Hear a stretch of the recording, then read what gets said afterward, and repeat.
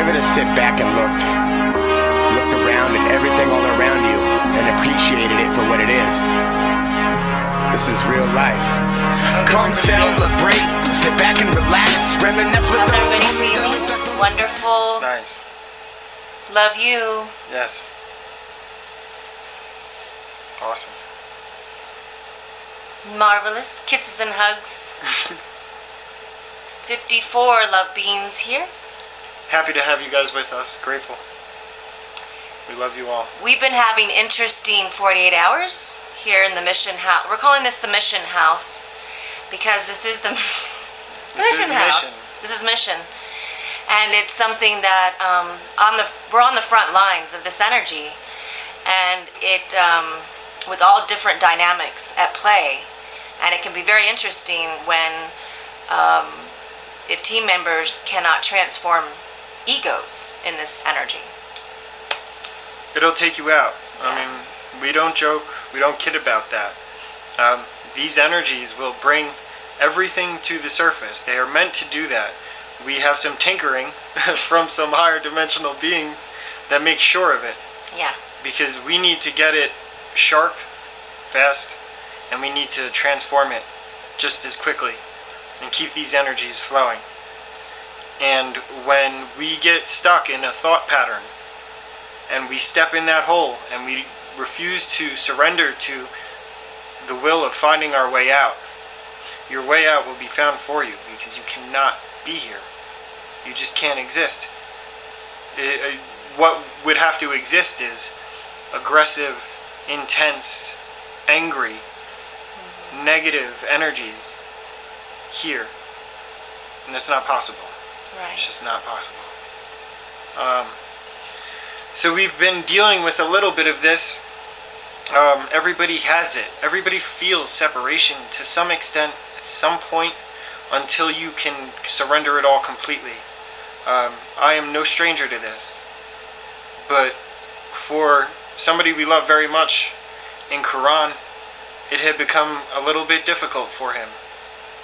Over the past couple months, he had struggled with trusting in his mission, trusting in himself, and trusting in his purpose. He's unable to surrender to the mission in such a way that he kept his cords and his attachments to family, which isn't always a bad thing. But if in your case you come from abuse, control, and these things haven't been transformed, then to keep these cords connected is folly. And for Quran, we've had some outbursts at night, and we try to help him through. But I mean, when we say spinning, we mean screaming, yelling, nudity. These things will take you to your core till you're naked, literally. And if you're unable to transform them, it'll just take you out. So Quran was kind of backed in a corner. He had to make a decision, and he wouldn't. A decision was made for him. And then we did last night share with him that we loved him very much, that we did not want him to leave, and that he could stay with us. And we would help him as much as we could and give him another opportunity to transform all that stuff. But he chose otherwise. I mean, I'm going to draw a pretty clear picture for you guys of how it can be.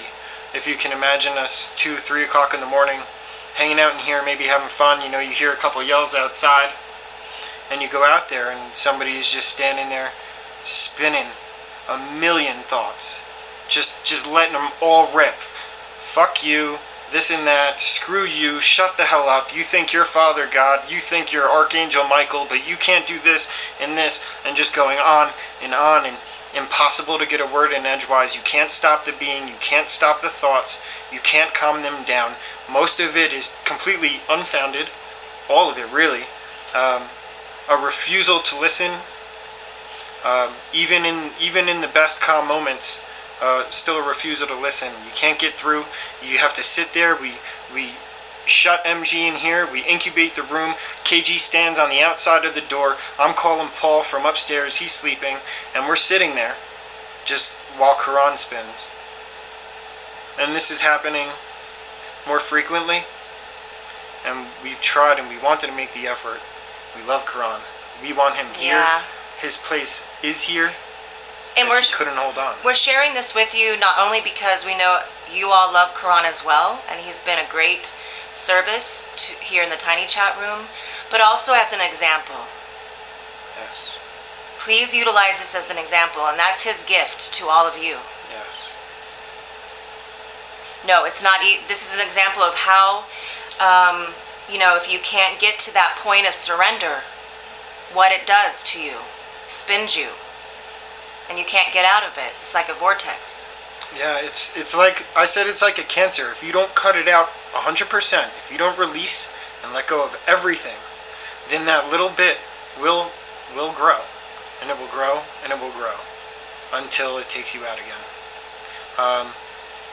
Karam was back and forth. He was going to leave. He wasn't going to leave. It became clear that his energy was not getting better. He was not making the efforts to get better. The word being thrown out got tossed around in here because egos, emotions are going. Certain people want to give him more time. But the moment it became clear that he wasn't going to be able to clear this energy, I made a decision that he needed to be removed. I shouldn't say because nothing gets through here without MG's approval. We were all in on this. We all agreed to some extent. There was just some dissent whether or not it should be as immediate. I was happy to give him money to put him up in a hotel. But if the decision is made that he is leaving, he is gone now. This stirred some stuff up. But we were grateful for that because we just had a team meeting. It was great. We're focused. We need to be united on mission, and we need to surrender. Quran was kicked up about little things. It was like every time he picked up the phone to talk to his family, or every time he was, talking to somebody who maybe got kicked out of this chat room, isn't allowed here. He was letting these people in, and he wasn't cutting cords. And every time he picked up the phone, it was like poison. He was in here. He came in last night. He had to leave. There was no question. Matthew was upset. He asked me that morning, well, can Quran stay the day, leave tomorrow? I said no. And it wasn't helpful for Matthew. But Quran ended up coming in here before he left, said to say goodbye. But when he came in, Quran expressed to us that he wanted to be here, that he didn't want to accept defeat, that he didn't want to go back home. It was the first time I saw anybody, especially him, come in and actually sit down, say stuff that was from his heart, and listen. I'd never seen it, not once. So it took me back. I was like, okay. I said, Quran, we want you here. We don't want you to leave. But your ego can't stay. Right. Period. So you need to make a decision to surrender everything right now. That's the only way. And I thought he was gonna go for it, but then he started talking about, well, it's okay if I have at least a little contact with my parents, right? And that's when I knew. We left the decision with him. The plane fares were bought and paid for. He told his parents he was coming home, and I said, well, maybe this is your opportunity to boost them up, just so you can cut it out. And leave it there, blow it up. So your parents will be so pissed they won't even want to talk to you. Who cares? If that's how you have to cut it, that's what I did. I left a fully furnished apartment, a dog at my mom's house, a car in an airport parking lot. I thought he was good. Okay, let me go make a phone call. He called his parents. He knocked on the door a couple of minutes later and said he'd leave. He was leaving, yeah. What can we do? The energy can't stay here. This is something that we will not play around with. So if you are an ego, you can get the fuck out. Oh, God. Or you can surrender. Because you guys know me and MG have been in here 2 weeks. We get to come out in, 48 hours. 48 hours. Yay! It's very difficult on the team to be out there and me and MG in here. If you can imagine what that might feel like. and the thoughts, the feelings that you might start to have.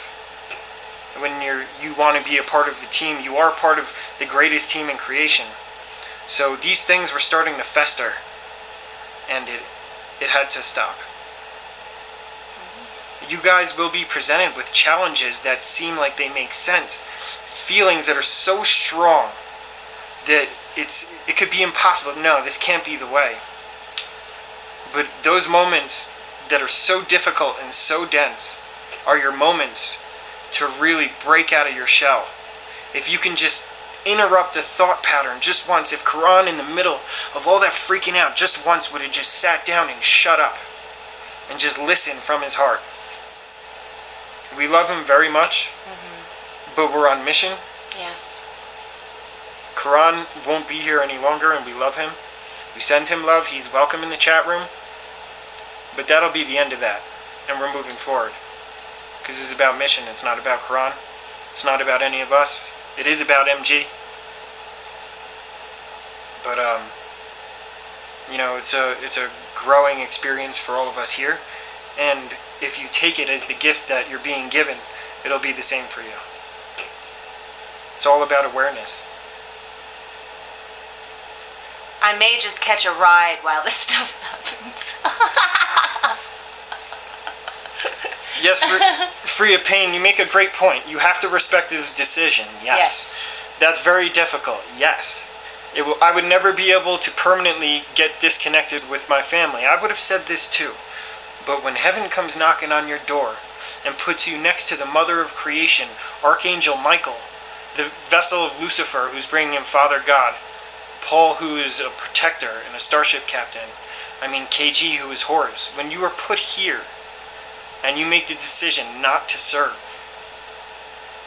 So That's insanity right there. We understand free of pain is very difficult. Yeah. But when you're here, it's a different perspective. The greatest moments in creation are happening right now that have never happened before. And this is a pretty big deal. You better get your egos, your personal, anything's dissolved, out of the way, conditioning, programming, all of it has to go. I've cut ties so many times that it's very easy for me to make a very difficult decision in a split second, as long as I'm comfortable with the information. And it seemed a little cold to some of our members, but again, it's mission here. That's it. Now, I've shared this story many times, and I'll share it real quickly. It was exactly 7 years ago that I had to cut ties with all of my family and my 3 young children. And at first, the family was, I could do really quickly. They were in drama a lot of the time, and I knew they were feeding off my energy. But the children was my most challenging moment along the journey.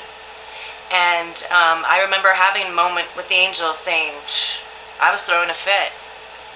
I wasn't going to leave my babies. But, what the angels said to me was, well, you have an opportunity.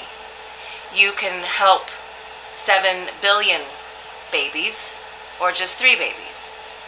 And I chose 7 billion plus. And so I cut cords, I cut all ties. I did what I had to do in service to love and creation. And that's what we do. This is real life. Come celebrate, sit back and relax, reminisce with the old homies and reflect on the past. Tips and bottles, have a party and enjoy it while it lasts. Don't you ever think that you're living too fast. Come celebrate, remember lost friends and then childhood dreams that seemed that they would never end. This is life and it's alright, I ride it till the end. Don't you know you're never coming back, my friend? It's a good a day as any other. I see it like I wonder what's to come day by day. We all sit and ponder. We all remember the laughter make us stronger. The past days are gone, can't hold on any longer. The future's coming, the sun will set and night will conquer. And every minute that goes by will stretch our lives and make us fonder in respect. This air that we breathe in and what you see is worth believing. If you ain't running from demons, there's a meaning. A message is worth receiving. We're all just being alive. Once there's no repeating, there's a chance it won't last. I'm saying it's got a feeling. Who you are dictates everlasting what you're facing, breathing. What you got right now, it won't mean shit when you're